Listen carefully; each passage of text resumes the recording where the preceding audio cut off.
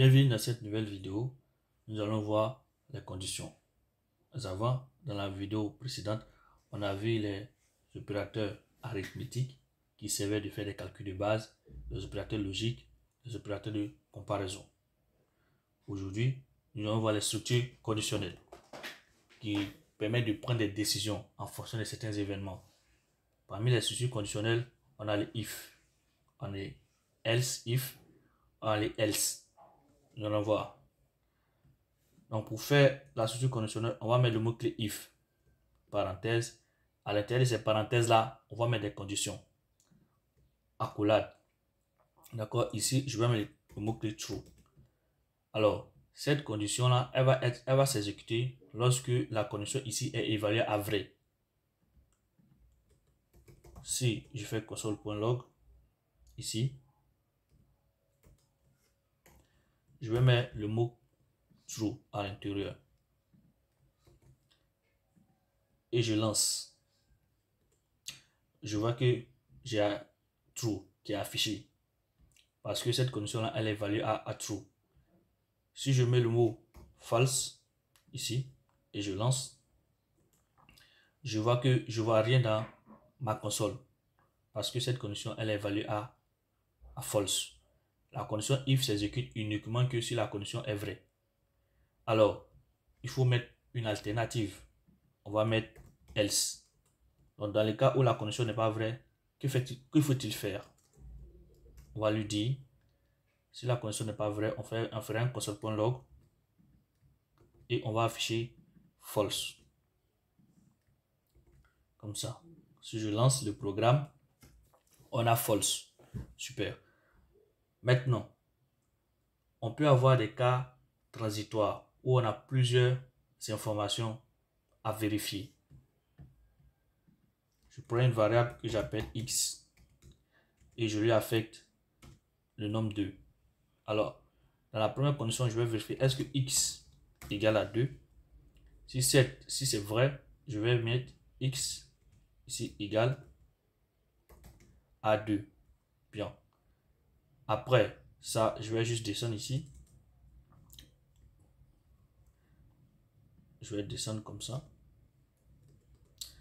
Et ici, je vais mettre ici if, else, if, parenthèse, x égale à 3. Si c'est le cas, je vais mettre les accolades et je vais afficher ici x égale à 3. Et je duplique ça aussi. Comme ça, je duplique bien. Et je colle. Et là, je mets 4. OK. À x égale à 4. Bien. Sinon, on aura le cas par défaut. X n'est pas un nombre. X n'est pas un nombre. Bien. Alors, on a 2. Lorsque on fait x égale à 2, cette condition, elle est vraie. Donc, lorsque cette condition est vraie, on va exécuter ça. Je fais un peu de la place et je lance. Donc, x égale à 2. Je vais changer juste la valeur. Je vais mettre 3. Donc, cette condition est évaluée à false. Donc, ça ne s'affiche pas. Et cette condition, elle est évaluée à vrai. Alors, la condition transitoire va s'afficher. Donc, ici, on a si, sinon si. D'accord? Lorsque je lance le programme, on a x égale à 3. On voit que cette condition s'affiche. Si on met 4 ici, cette condition, elle est évaluée à false. Cette condition, elle est évaluée à false. Et cette condition, elle est évaluée à vrai. Alors, cette condition sera exécutée. Donc, je vais lancer mon programme. Et j'ai x égale à 4. Supposons qu'on met une chaîne de caractères. D'accord? Je mets hello.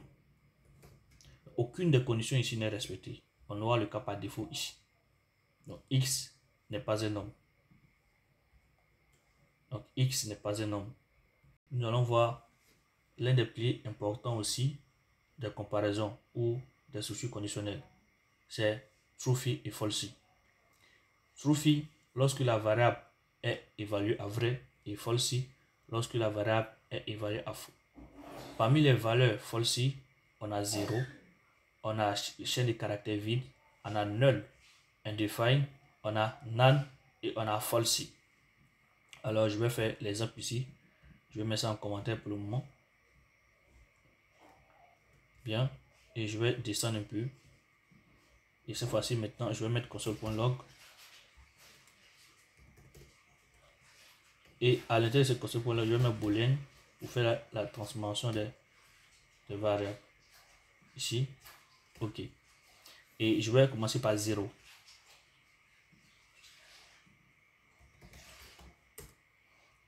Et je lance le programme.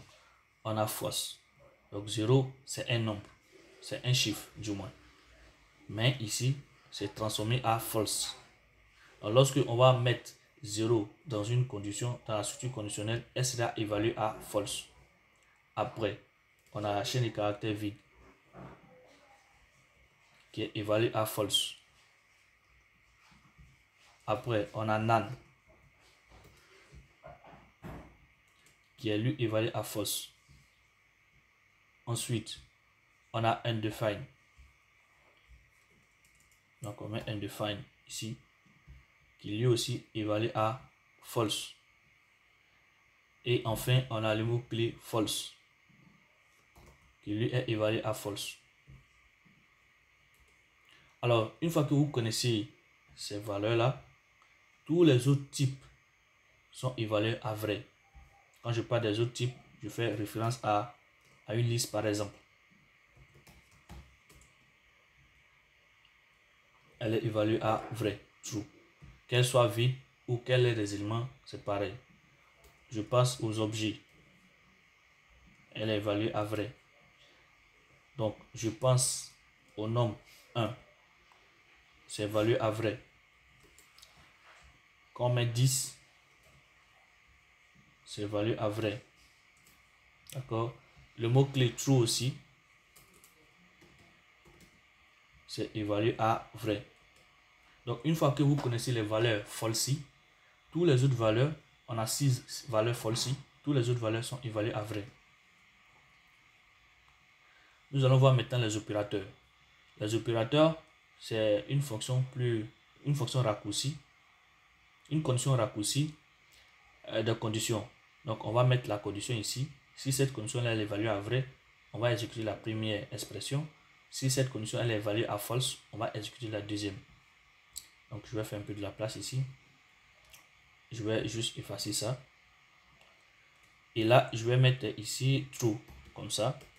Et je vais mettre la condition. Si c'est vrai, on va afficher, on va envoyer comme ça true, ce mot-clé. On va mettre 2 points. Sinon, on va afficher ça, false. Alors la condition, on met la condition, on interroge la variable. Et ici, voici la première action à faire. Si c'est pas vrai, 2 points, voici la deuxième action à faire. Je fais un peu de la place. Donc, je fais un peu de place, comme ça. Là, je vais mettre la bonne syntaxe, comme ça, bien. Et j'affiche, bien.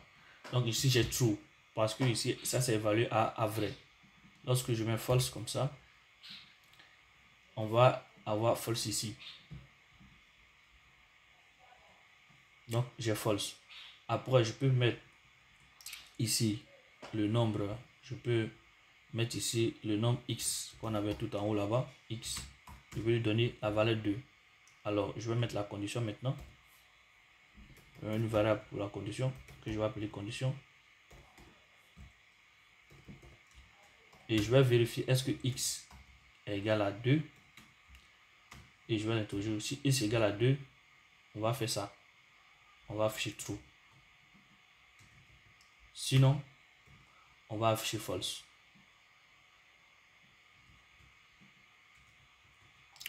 Avec cette version, elle est plus simple. Donc, je peux juste enlever ce qui est ici à l'intérieur de console.log et mettre console ici. Donc, on va d'abord évaluer cette condition. Si elle est vraie, on va afficher ça. On va stocker ça dans condition. Et si elle est false, on va stocker ce mot dans condition. Je fais un peu de la place. et je lance mon programme. J'ai true ici parce que ici x égale à 2. Si je mets 4, cette condition sera évaluée à false. Donc x, la condition va prendre la valeur false. Si je lance le programme, donc j'ai false. Donc voilà pour ce qui a l'air des conditions. Lorsqu'on n'a pas plusieurs instructions, il est préférable d'utiliser les structures ternaires. Donc nous allons voir maintenant les switches. Le switch est l'alternative au if, else, if, else. Lorsqu'on a ce cas-là, on a plusieurs informations, c'est préférable d'utiliser la structure switch. Donc ici je mets switch.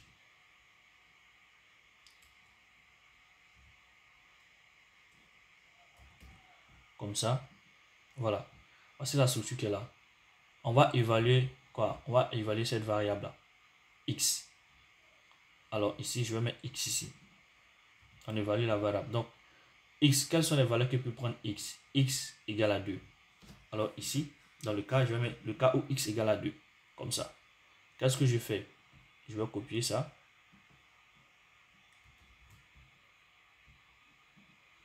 Et je vais mettre ça ici. D'accord? Le cas où X égale à 3. Je vais copier ça. Et je vais mettre ça.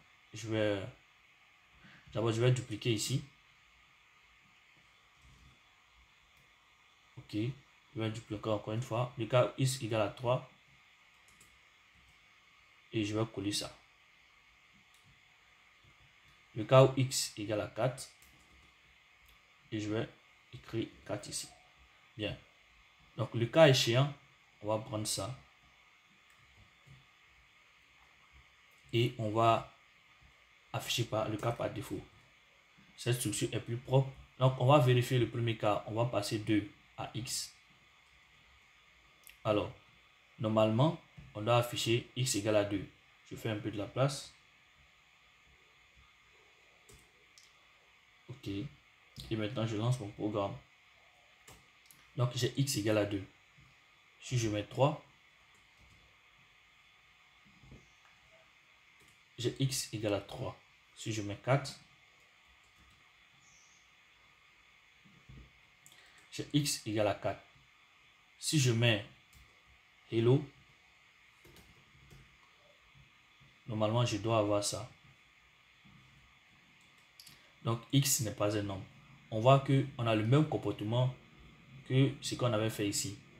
Lorsqu'on a plusieurs informations à vérifier, il est préférable d'utiliser la condition if et la condition switch. Ce qu'il est important de noter, c'est que lorsqu'on utilise switch, on doit faire attention à mettre break. Si on ne met pas break, toutes les conditions vont s'exécuter et ce n'est pas bon. Si j'enlève break ici, break ici, break ici, et je fais un peu de la place, et je lance mon programme, je vois que X n'est pas un nombre. Ok. Maintenant, si je mets X égale à 2 par exemple, donc vu que j'ai pas de break ici, tout va s'exécuter en une fois. Voilà. X égale à 2, X égale à 3, X égale à 4. C'est pas bon. Donc, veillez à mettre le mot-clé break. C'est important. Donc, lorsque ce cas-là est exécuté, on sort directement dans cette boucle. Parce que le switch, c'est comme une boucle aussi. Ça sera tout pour cette vidéo. Si vous avez trouvé cette vidéo utile, n'hésitez pas à liker, à commenter. Ça fait plaisir et ça aide YouTube à référencer notre chaîne. D'ici là, portez-vous bien. Je vous dis peace et à bientôt pour une nouvelle vidéo. Au revoir.